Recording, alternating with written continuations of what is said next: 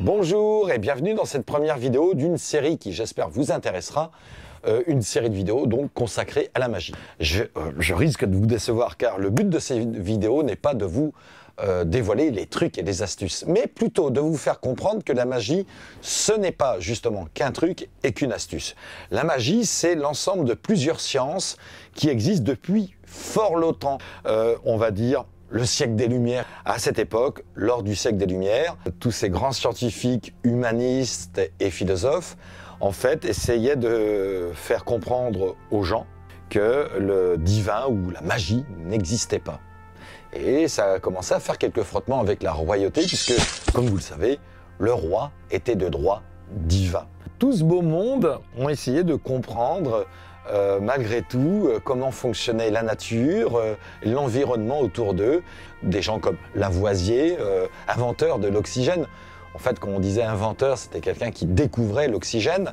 Mais on sait également que la magie existe depuis bien avant, puisqu'on peut tomber sur des gens comme ici, Héron d'Alexandrie, un siècle avant notre ère, qui était donc un grec, mathématicien, ingénieur et mécanicien, et qui avait inventé étudier et inventer des mécanismes assez, pour l'époque, mais carrément futuristes, pour par exemple faire une ouverture de porte de temple automatique. On peut remonter à l'Égypte ancienne également, avec des mages ou des magiciens comme Dédi, qui s'amusaient à couper la tête de poussin et puis redonner l'illusion de faire revivre le poussin avec sa tête. L'art magique existe depuis très longtemps et ce n'est pas en fait un art. Quand je dis un art, c'est en fait l'ensemble de plusieurs techniques qui sont physiques, électriques, chimiques et bien sûr neurologiques, puisqu'on aborde aussi les sciences cognitives. L'invention seule ne sert à rien,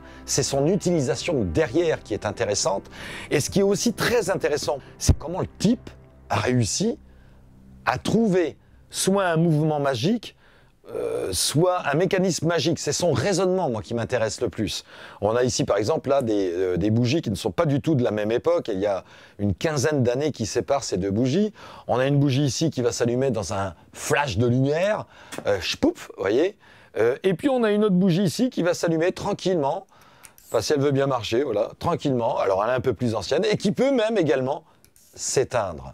On a donc ici deux résultats, finalement, deux objets pratiquement identiques, deux bougies, qui vont nous créer une apparition de flammes sur les mèches, mais qui en fait ont été développés avec un raisonnement totalement différent. Et c'est là, vraiment là que j'aime la magie, c'est comment on arrive déjà à réfléchir, à trouver quelque chose, et comment on arrive à construire ce truc, que ça soit un mécanisme ou un mouvement, pour arriver à ces fins magiques. Héron d'Alexandrie, 1er siècle avant notre ère, avait déjà commencé à concevoir des mécanismes magiques, parce que l'ouverture des portes d'un temple, c'était là pour émerveiller le chaland qui passait comme ça devant le temple, peut-être aussi pour lui dire qu'il y avait une certaine puissance dans ce temple.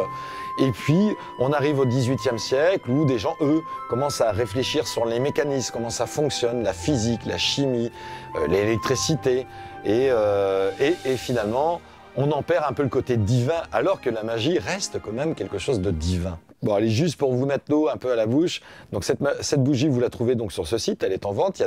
Là, c'est l'ancien modèle que j'ai. Le dernier modèle, vous pouvez l'allumer plusieurs fois.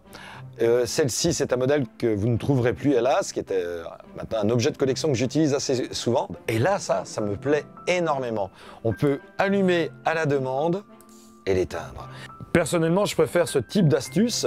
Pourquoi? Parce qu'en fait, si on peut allumer, si une personne a un pouvoir et qui peut allumer le feu à distance, bah, ça serait quand même bien qu'il puisse aussi l'éteindre à distance.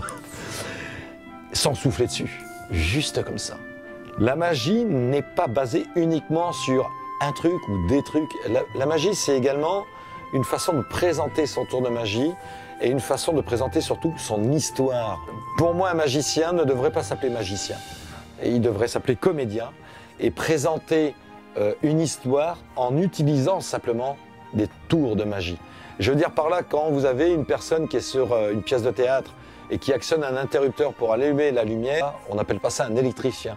Il utilise un interrupteur et une lumière, mais ce n'est qu'un accessoire qui fait partie de la pièce. Ça devrait être la même chose pour les magiciens, ça devrait être un comédien.